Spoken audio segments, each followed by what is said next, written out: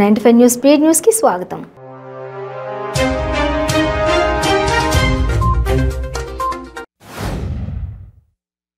తిరుపతికి వచ్చే రోడ్లు అంతర్జాతీయ స్థాయిలో అభివృద్ధి పరచాలని కేంద్ర మంత్రి నితిన్ గడ్కరీ అన్నారు.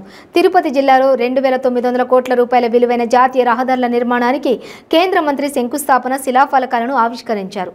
ఈ సందర్భంగా నితిన్ గడ్కరీ మాట్లాడుతూ 8744 కిలోమీటర్ల హైవేలు ఈ ఏడాది తిరుపతి జిల్లాలో నిర్మిస్తున్నామన్నారు. విద్యా వ్యవస్థలో తెలంగాణ కేరళను మించిపోయింది. తెచ్చుకున్న తెలంగాణలో ఆంధ్ర నాయకులు విషం చిమ్ముతున్నారు. అప్పటి కాంగ్రెస్ నాయకులే ఇప్పటి వైఎస్ఆర్సీపీ మంత్రులని మంత్రి గంగుల కమలాకర్ అన్నారు. ఏపీ మంత్రి బొత్స సత్యనారాయణ తెలంగాణ విద్యా వ్యవస్థపై కామెంట్ చేశారు.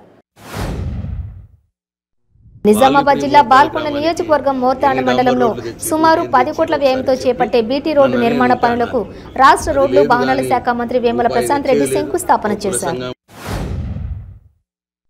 కామారెడ్డి జిల్లా మద్దూరు మండల కేంద్రంలో ఓ వివాహ విందులో న్యూసెన్స్ జరిగింది. తుపాకీ కత్తులతో యువకులు నృత్యాలు చేస్తూ హల్చల్ చేశారు. పెళ్లి విందులో చేసిన డాన్స్తో ఉలిక్కిపడ్డ స్థానికులు పోలీసులకు సమాచారం ఇచ్చారు. విన్యాసాలు చేసిన యువకులను పోలీసులు అదుపులోకి తీసుకున్నారు. రాష్ట్రంలో మహిళలపై అత్యాచారాలు దాడులు జరిగిన సమయంలో కూడా ఎక్కడా కనపడిన రాష్ట్ర మహిళా కమిషన్ చైర్మన్ వాసిరెడ్డి పద్మ పవన్ కళ్యాణ్కు నోటీసులు ఇచ్చేందుకు రావడం సిగ్గుచేటని మదనపల్లె జనసేన పార్టీ ఇన్ఛార్జి గంగారపు స్వాతి విమర్శించారు.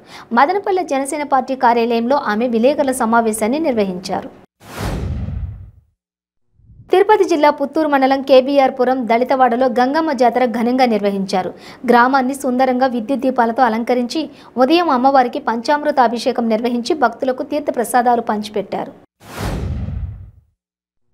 జగనన్న సురక్ష కార్యక్రమం ద్వారా పేదలకు అవసరమైన అన్ని రకాల ధ్రువపత్రాలను ఉచితంగా అందిస్తున్నట్లు కాకినాడ రూరల్ ఎమ్మెల్యే కురసాల కన్నబాబు తెలిపారు. కాకినాడ నగరపాలక సంస్థ 3వ డివిజన్లో జగనన్న సురక్ష కార్యక్రమానికి కాకినాడ అర్బన్ తహసీల్దార్ సీతాపతి అధ్యక్షత వహించగా కాకినాడ రూరల్ ఎమ్మెల్యే కురసాల కన్నబాబు ముఖ్య అతిథిగా పాల్గొని లబ్ధిదారులకు సర్టిఫికెట్ అందజేశారు.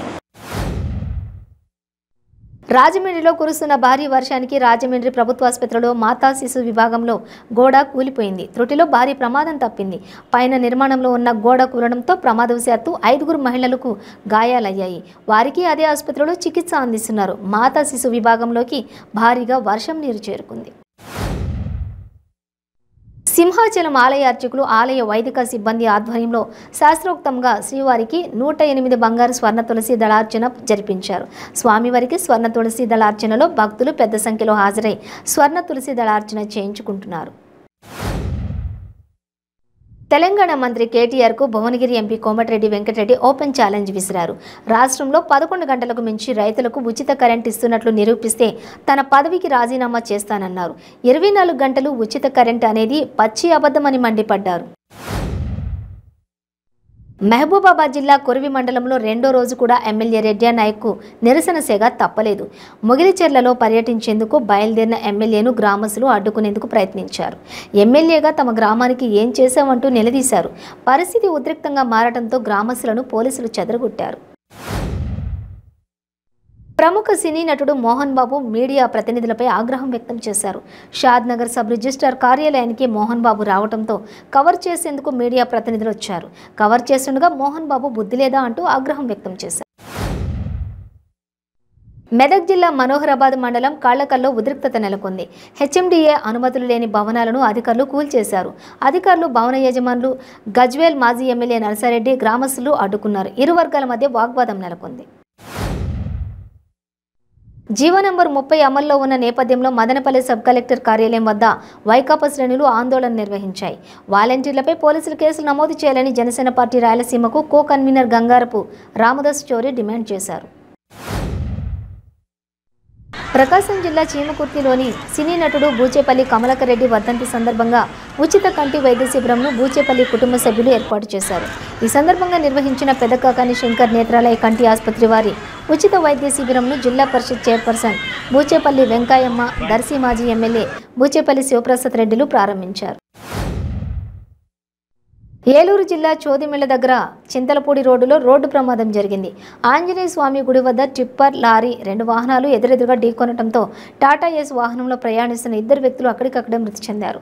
మృతదేహాలను పోస్టుమార్టం నిమిత్తం ప్రభుత్వ ఆసుపత్రికి తరలించారు.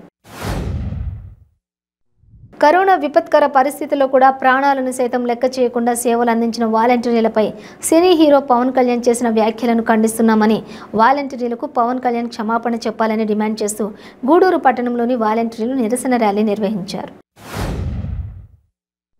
చిత్తూరు జిల్లాలోని పలమనేరుకు చెందిన హోంగార్డ్ చాంద్ పాషా తన భార్య సబీహాను నెల రోజులుగా గదిలో పెట్టి తాళం వేసిన దారుణ ఘటన ఆలస్యంగా వెలుగులోకి వచ్చింది. కనీసం తాగడానికి మంచినీళ్లు కూడా ఇవ్వకుండా శాడిజం ప్రదర్శించారని బాధితురాలు పేర్కొంది. అర్చకులకు వంశపారంపర్య హక్కులు కల్పించేందుకు ఏపీ కేబినెట్ తీర్మానం చేయడం పట్ల విశాఖ శ్రీ శారదా పీఠాధిపతులు స్వరూపానందేంద్ర స్వామి స్పందించారు. అర్చకుల వంశపారంపర్య హక్కులపై ఏపీ కేబినెట్ తీర్మానం ఆమోదయోగ్యంగా ఉందన్నారు. అసెంబ్లీలో చట్టబద్ధంగా నిర్ణయం తీసుకునేందుకు ఏపీ కేబినెట్ తీర్మానం చాలా అవసరమన్నారు.